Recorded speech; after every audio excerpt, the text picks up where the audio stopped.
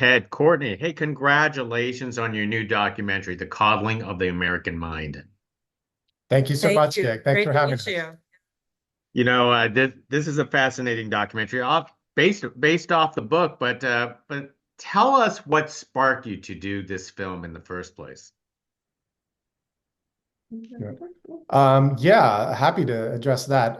Well, when I read the book, which was a New York Times bestseller, fantastic book, of course, but sandwiched kind of in the middle, two-thirds of the way through, is this very riveting story of a man's near suicide. So he goes into great detail about how he goes to a hardware store, buys wires, plastic bags, all sorts of other things to commit suicide. And turns out that that man was our friend, Greg Lukianoff, the co-author of the book.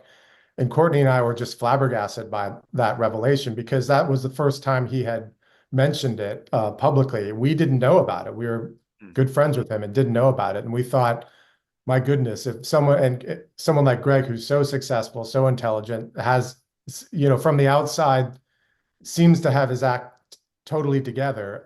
If he's going through so much pain, how many others are in his situation? I think we probably all have some friends like Greg.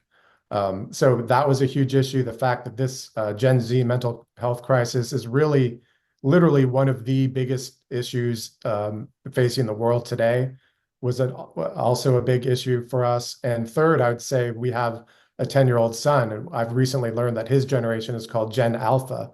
And we want to make sure that we turn this ship around for him and younger generations, that we can learn from what really older people have done wrong in terms of teaching Gen Z, and help turn things around for them. And of course, even more directly for Gen Z, because they are in the middle of this crisis, unlike anyone else.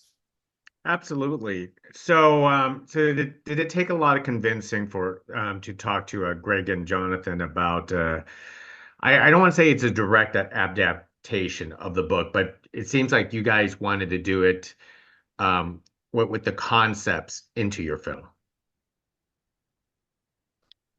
Yeah, well, first, yeah, Greg, obviously, very good friend of ours, as Ted mentioned. We've collaborated with him and his organization, FIRE, Foundation for Individual Rights and Expression, on other projects. So that was very easy access. Jonathan Haidt, we're huge admirers of him.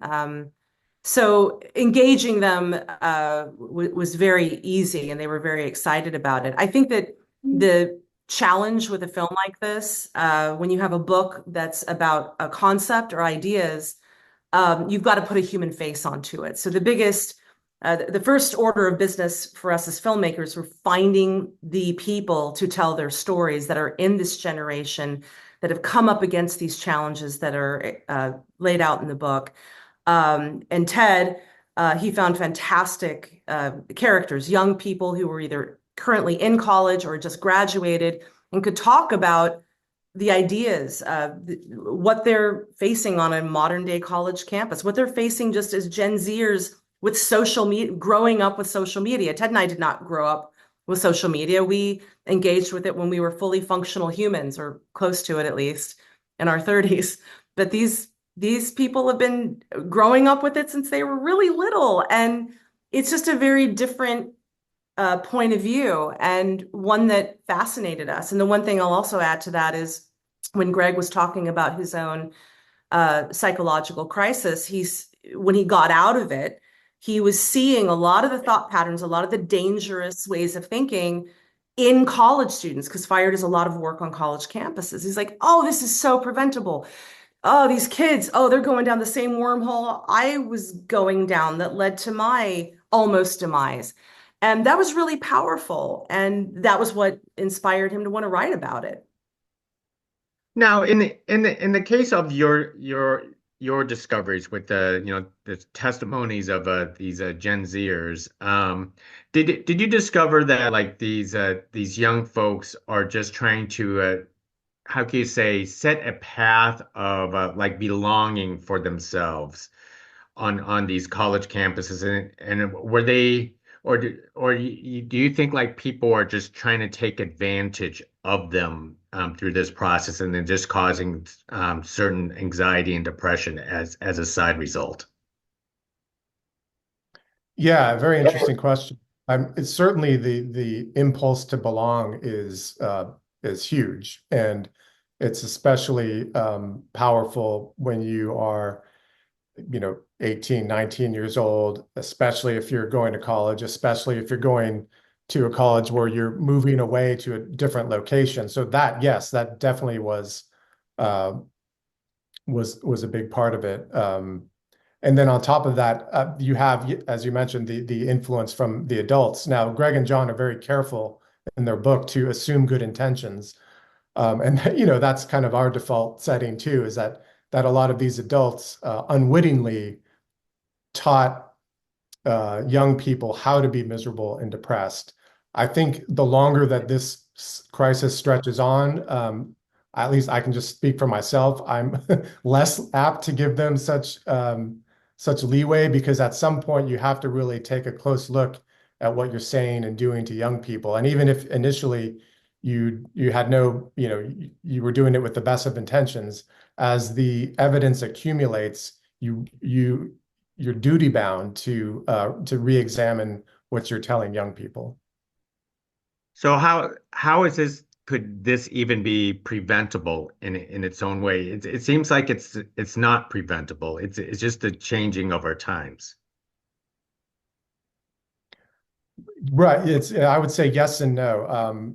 The story is very interwoven and complex in some ways, but to boil it down to some easier to grab on ideas, social media has a lot to do with the problem. So you can control how whether you're a parent or a Gen Zer, you can control how you interact with that. The lack of free play is a big problem. If you're a parent, you can control that, how you raise your children. And then we touch on what Greg and John call the three great untruths. Things like, for instance, teaching kids that they're fragile, that they can be permanently harmed by words, for instance. That's a terrible thing to tell somebody. And so once and frankly, as we point out in the movie, it goes against ancient wisdom from Asia to the Romans. Pretty much all the great thinkers throughout history have agreed that people are not fragile, and that we create our own misery in the way that we frame certain things. So once we realize the wrong way of these bad lessons that we're teaching students and our sons and daughters, then we do have the ability to turn things around. Although your point is well taken, it can be very difficult when society-wide people are still giving iPhones to 2-year-olds, for instance.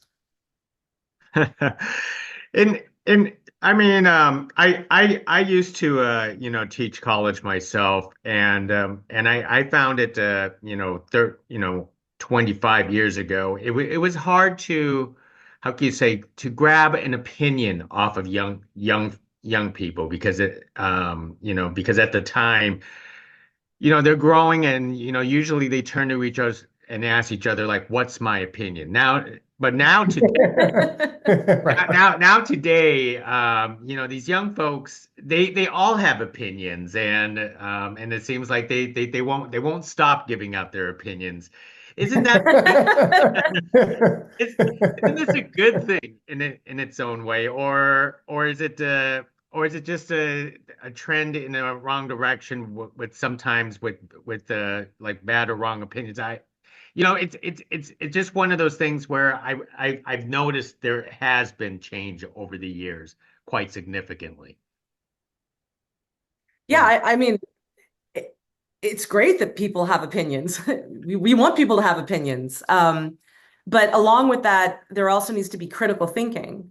People who can form opinions, but based on a process that examines why they have that opinion, and it's challenged, and they should be challenged because it either proves you believe in that opinion or not. People can change their minds on opinions. So I agree with you. I feel like we're in a very opinionated time, and that's not necessarily a bad thing. But we also want, especially young people, to examine their thoughts, to understand, especially when it comes to depression, for instance. I mean, this isn't just for young people. This is everybody. We all, as human beings, get into weird thought cycles. We convince ourselves that something's true. Oh, he hates me. He looked at me the wrong way. I mean, he was just in a bad mood, or he got into a fight with his wife. It's not about you, but we make it about us, or we catastrophize in the film. Greg Lukianoff talks about, I had a bad date. That means I'm unlovable. No, you had a bad date.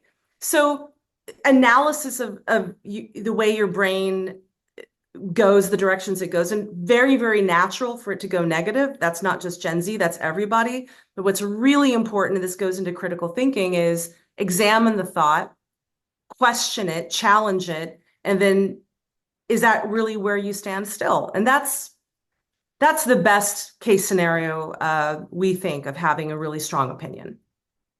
Most excellent.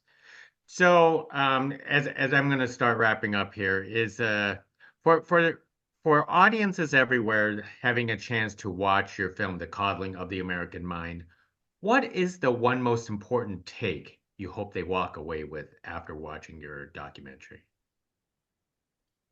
I would say hope that we're in the midst of some dark times, and it's very easy to say that this generation and then our son's generation is just going to be devastated and there's nothing you can do about it.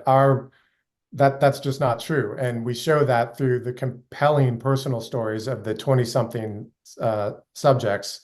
They're in their 20s, I should say, that we profile. These are all people who, in some way or another, have been pulled into the darkness, into these harmful thought cycles, and were able to pull themselves out again. It was very important for Courtney and me to not make a depressing movie about depression. I want to assure would-be viewers that it's actually probably the funniest movie about suicide you'll ever watch. That's because our interview subjects are very funny, they're very introspective, and they don't just leave you at the point where they were at their darkest and lowest. They show you how they got out, and then through their example, other people can see how they can get out as well. Most excellent. Well, Ted, Courtney, thank you very much for speaking to us about The Coddling of the American Mind. Everyone should check it out, and most definitely read the book too, because the book is a fascinating book itself. So really appreciate you sharing your thoughts about the film. Thank Thanks you so for much, having Gabe. We us, really Greg. appreciate it. Great.